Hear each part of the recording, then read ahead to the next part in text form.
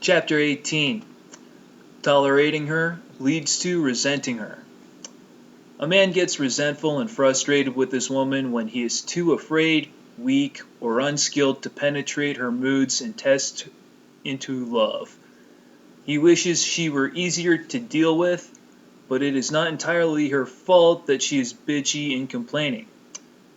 It is also a reflection of her lack of being penetrated by love. When a man resigns and simply tolerates his woman's self-destructive moods, it is a sign of his weakness. His attitude has become one of wanting to escape woman and the world rather than wanting to serve woman and the world into love. A man shouldn't tolerate bitchy and complaining moodiness in his woman, but he should serve her and love her with every ounce of his skill and perseverance.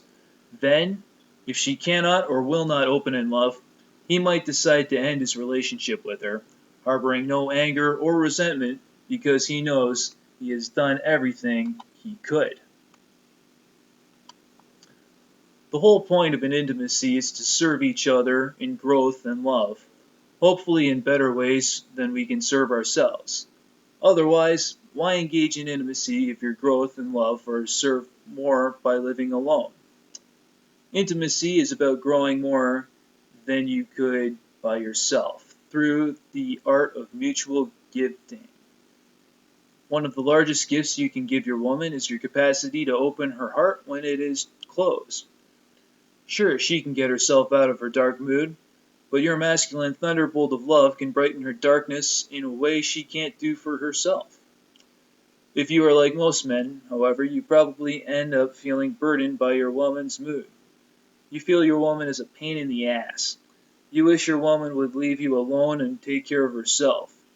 Eventually, you feel worn down or frustrated.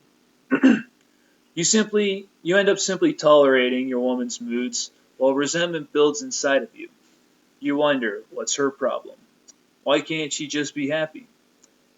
The feminine part of your woman is either opening in loving surrender, easy moments, or closing in what ends up being an emotional test of your capacity to open her, difficult moments. This cycle of the feminine is like all cycles in nature, it never ends. The sooner you learn to embrace and dance with these moods of closure, the sooner both of you will grow beyond the psychodrama and see the humor of the play. Instead of tolerating your woman's moods of closure and complaint, open her moods with your skillful loving. It is your gift to give. Both of you will grow more by your giving than by your tolerating. A superior man sees his woman's moods not as a curse, but as a challenge and an amusement. There are many ways to creatively deal with her moods and help her to open. Tickle her, take off your clothes, and dance the Watusi. Sing opera for her. Make animal sounds. Shout at her louder than you ever have, and then kiss her passionately. Press your belly into her until she melts. Lift her off the ground and spin her around. Occasionally, talking with her helps, but not as often as humor and physically expressed love. If you have tried every creative humorous and powerful way of loving through her mood and she still refuses to let go of her closure, then simply relax. You've done everything you can.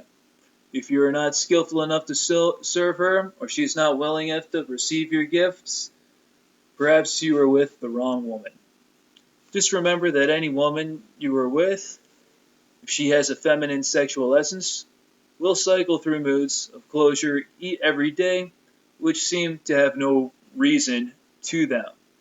You cannot avoid this by changing women or waiting for the moods to stop. You can only develop your skill in serving your woman into openness. It never ends, though, even if you are passionate, fearless, loving, and humorous with her. The weather continually cycles through rainy and dry spells. Night and day cycle in their turn, and your woman will continually cycle through openness and closure, even when her life and relationship with you seem great. If you find yourself merely tolerating this feminine mood cycle because you have been frustrated by endless discussions that go nowhere, you can be sure that you, and probably your woman, are building up resentment toward each other. Don't tolerate her mood, and don't talk about it with her. Participate in it. Bloom her into fullness. Move her body with your body. Open her heart with your humor. Penetrate her closure with your fearless presence. Open her heart again and again and again. She could do it by herself, but if she could grow more by herself than by receiving your gifts, perhaps she shouldn't be with you.